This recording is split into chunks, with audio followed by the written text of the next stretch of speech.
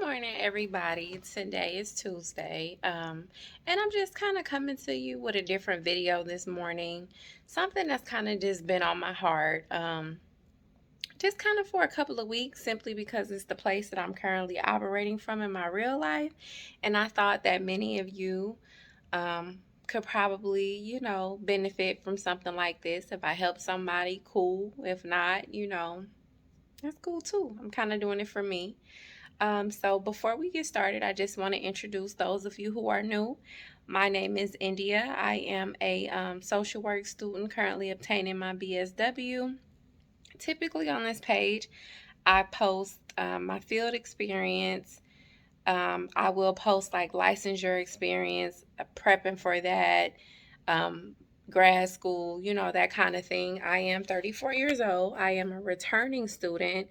Um, I'm a mom of a 15-year-old. I'm a wife. I'm an entrepreneur. I work full time. So I wear many hats. I'm trying to dedicate this page to social work content simply because I feel like though the community is growing, you know, it's still, there's still a need.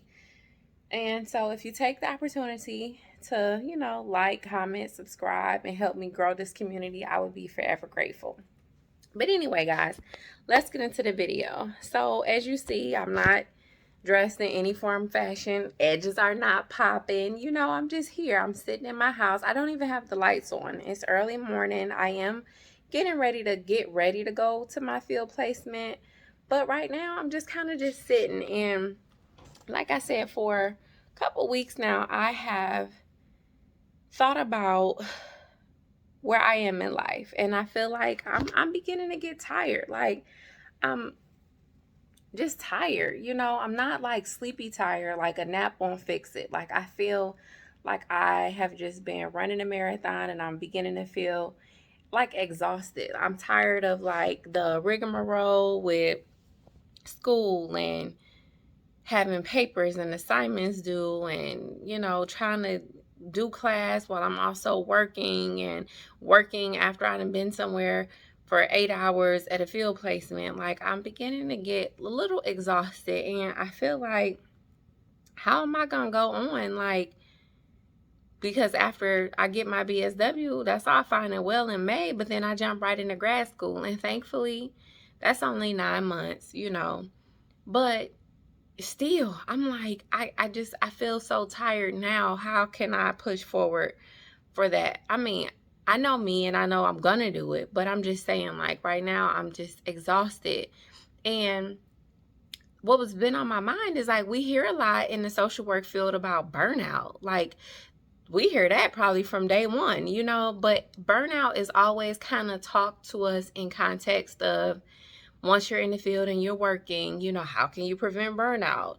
What self-care things can you do? And, yada, yada, yada. But nobody talks about burnout currently where you are, like whether that is being a student, whether that is,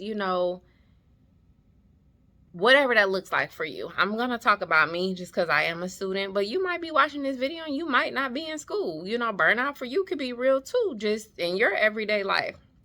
But I kind of want to take this video and talk about burnout as a student. That is real, you guys. And we have to start practicing self-care tips like now. We don't need to wait until we are in the field of social work. We need to take the time to adapt those habits for our mental health and our mental well-being now. So I'm just going to share like some things that I found and some things that I do. So first of all, if you're like me, you're somebody that pushes yourself to the limit. And sometimes when you realize that, oh shit, I'm running into a situation, it's kind of too late. And then you just like, you crash. It's just over. And it might take you a weekend to recuperate. But what can we do to prevent this from happening, when we feel it? Because you feel it. Like, it might start making you feel sluggish, or you might start feeling like, even though I slept 8 hours, I'm still tired, or, oh my God, I don't want to do this paper. Like, we have these internal signals that are telling us, hey, sis, or bro, or whoever, something ain't right here. So we have to, start listening to that. I created like a self-care subscription box. It really didn't do well, but I feel like it's maybe because I didn't really take the time to like promote it like I should have. And I will eventually, maybe after grad school, bring it back when I'm operating in that field and can kind of combine my knowledge of, being an entrepreneur with my social work knowledge and put my subscription box out to the world. But a couple of things that I put in my subscription box were things like this. And I don't know if you can read it, but it pretty much says 6-step basic breath awareness meditation. And so every month would have had like something similar to this.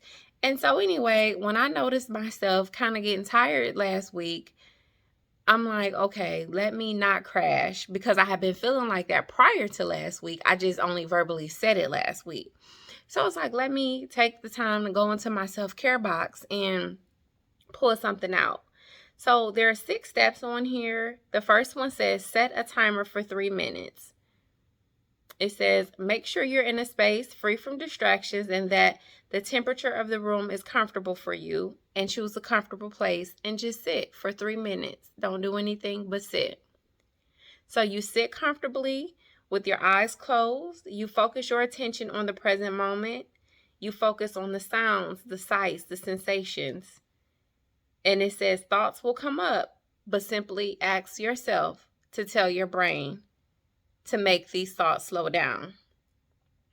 From there, you're going to focus your attention on your breath. Observe your breath moving slowly in and out of your body. Just simply observe it. Like sitting on the shore of the ocean, watching the waves coming and going. That already sounds relaxing, and I ain't even doing it yet. So the 4th step is to bring your mind back to the breath. When your mind wanders, you may momentarily forget to focus on your breath. Simply bring your mind back to the present moment and back to your breath. Always return to the breath. Number 5, let go of thoughts and feelings. When thoughts and feelings come up, observe them, but do not attach to them. Non-attachment is observing from a distance. Just let the thoughts and feelings go. It's just a thought, nothing more. And the last step, continue the meditation. For 3 minutes, continue in this manner.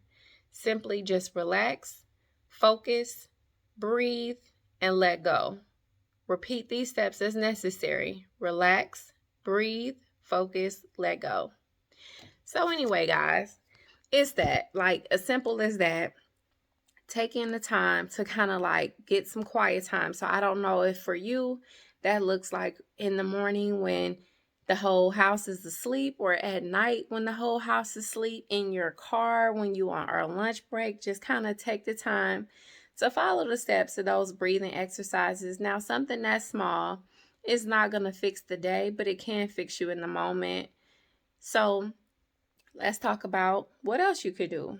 For me, I enjoy activities where I can craft. I like going to the movies. I like me time where I can just go in a store. I'm not talking to anybody. I don't have anybody tagging along with me. And I can just go and look and take my time and just peruse and browse. And, if I purchase something, cool. And if I don't, I really appreciate it. Just a little me time. Some people, that could be a long bath. Some people, that could be scheduling a massage. Whatever that looks like for you, I encourage you to participate in that, and you don't always have to have self-care things that cost money, because I do realize as students, sometimes money is a little tight. You can do self-care activities that are free. What else do you enjoy? Maybe outdoors. What do you enjoy reading? Books. Maybe pick up a book that you haven't read in a long time that you have lying around, or maybe go to the library and get a new book. Whatever that looks like, and carve out the time. The way we carve out time for everything else, we take time to do a paper. We take time to go to class. We take time to do everything else. Why can't we take time out for us? So for me, this week, I started by taking Sunday off. I did not do anything on Sunday. Now, typically for me, Sunday is a free day. I don't have to do anything, but I do a lot. I do a lot of planning because, in my opinion, it helps me get through the week better. If I can knock an assignment down or begin something or organize my week, like by writing, my days down in a planner, I usually do that on Sunday. I do housework on Sunday. I didn't do anything this Sunday. I simply relaxed. I relaxed.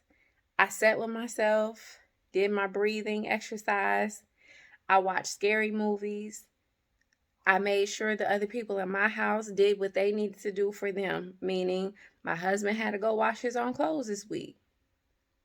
My daughter had to make sure things were in her book bag this week. I didn't do anything on Sunday, and it made me feel better on Monday. And then this week also, I plan to go to the movies and go see Halloween. I love Michael Myers. I love Halloween. So I am going, and I'm going to make that time for myself on Friday. And I also have been dieting, but guess what?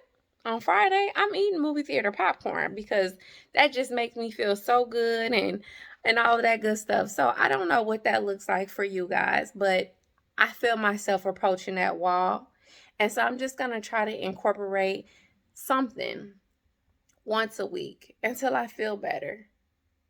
Hopefully, gradually over time, if I take some self care time and some me time once or twice a week for the next month, maybe I'll feel better and it'll give me a little bit more gas to finish out the semester.